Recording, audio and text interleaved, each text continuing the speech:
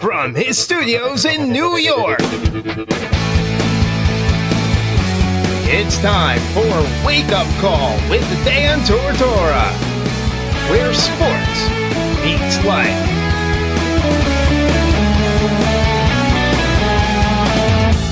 Here's your host, Dan Tortora.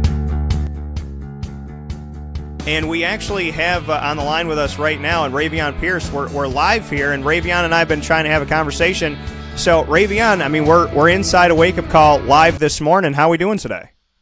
I'm good, sir. How you doing? I'm doing very well, and I was just talking about the Cleveland Browns, and you got an opportunity at their rookie mini camp. What do you think about going to Cleveland? Man, it's just blessed to have the opportunity to go out there and show my skill set, and man, I'm going to go out there and give them all I got. They're going to get 140% from me. So, just blessed to get that opportunity, and I'm thankful for it. Tell me about watching, the draft, and obviously you want your name to come across the ticker. Just how you took in the draft. When you didn't see your name go across, what did you see from that? Is that just in your mind, did it kind of fuel the fire, put a chip on your shoulder? I mean, how do you kind of view something like that, kind of turning a negative into a positive?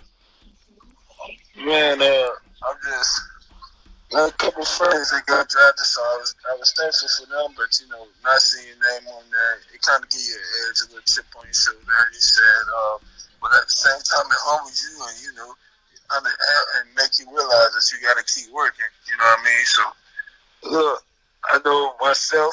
Just keep pushing myself, man, and everything gonna work out. Little injuries, hiccups, and things like that kind of feel like it kind of messed me up a little bit. But at the end of the day, man, it don't matter if you get drafted or not. I feel like there's been guys who wasn't drafted that made big imprints in the NFL. So I feel like I can be one of those guys as long as I keep working hard and just keep fighting. Absolutely. Speaking here with Ravian Pierce, and that is, the blessing. We talk about blessings every day. Ravian Pierce calling up right here in the middle of the show and being able to get him on here, a little surprise for everybody that's listening live. And you have an opportunity to work with David Njoku potentially here. If you go through that mini camp, things work out. God willing, they will, and you got OTAs and whatnot. What do you think about working with David Njoku from Miami? Man, knowing that he has experience out here, just me being able to join in with him and learn things that he knows, and just matching my skill set with his, and I'm teaching me the little things about the NFL should be a good little thing to go through, and just listening to him and taking advice always help out. And, this isn't the Cleveland Browns that came back in '99, not the Cleveland Browns for most of the 21st century. They have Baker Mayfield, they have Nick Chubb, Duke Johnson Jr., Kareem Hunt, Odell Beckham Jr., Jarvis Landry, Antonio Callaway, David Njoku, and so on and so forth. I mean, a lot of guys, Olivier Vernon they brought in, Sheldon Richardson, Myles Garrett. This is a team that is stock full of talent. So when you get this opportunity with this team, just what it means to you to know that you're going to Denzel Ward and so on and so forth, just what it means to you that you're going to a Cleveland team that obviously has spent a lot of time and good decision-making on putting together a nice, what looks to be a nice roster for this year. Yeah, man. Basically just going to a program that I feel like that's going to change a lot of things around, kind of like what our same situation with Syracuse. Being able to be on a team that changed a program around is kind of big toward me, you know what I mean? So that should be a blessing, and just see how things play out, and learning from these guys, especially Odell Landry, the guys you're speaking of, getting to go against good competition like Chubb. Just working with these guys should pay off in the end.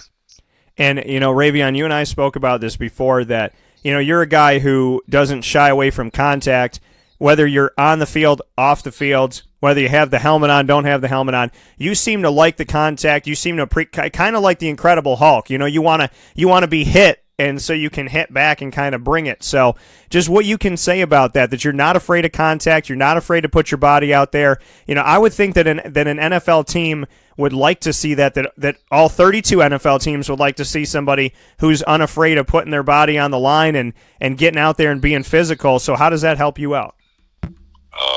Yeah, like you said, man, it's a lot of guys out there that I feel that shy away from contact. And me, man, I love the blocking. I love catching the ball, running the ball, man.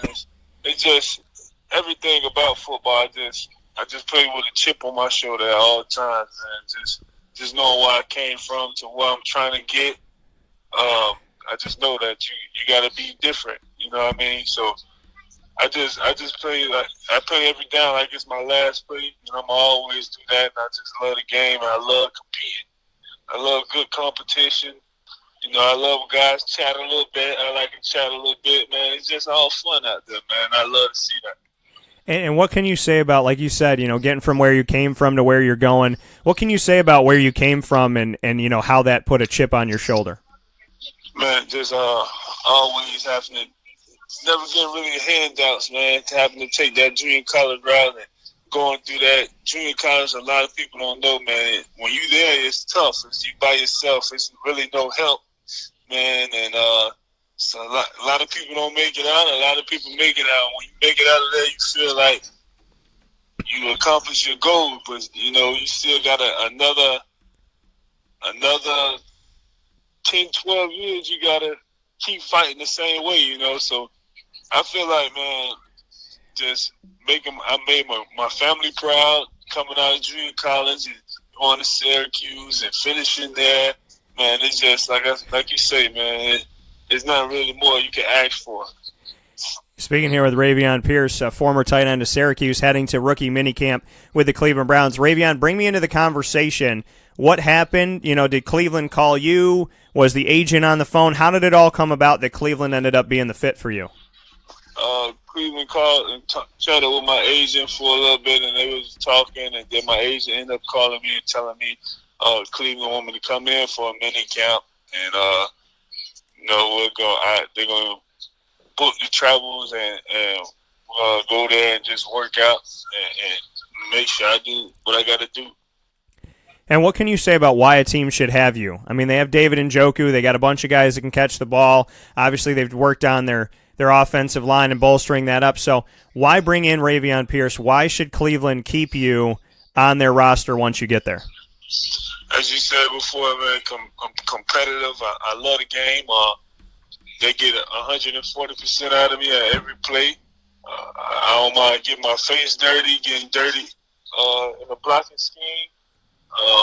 Just, route running, catching, speed, everything should be. They won't be upset. Just basically.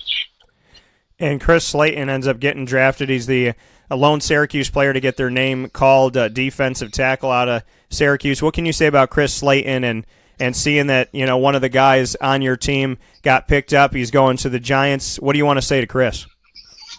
Man, I already chatted with Chris a little bit. Hey, he deserves it, man. He's been there for 5 years, and he worked his tail off every year.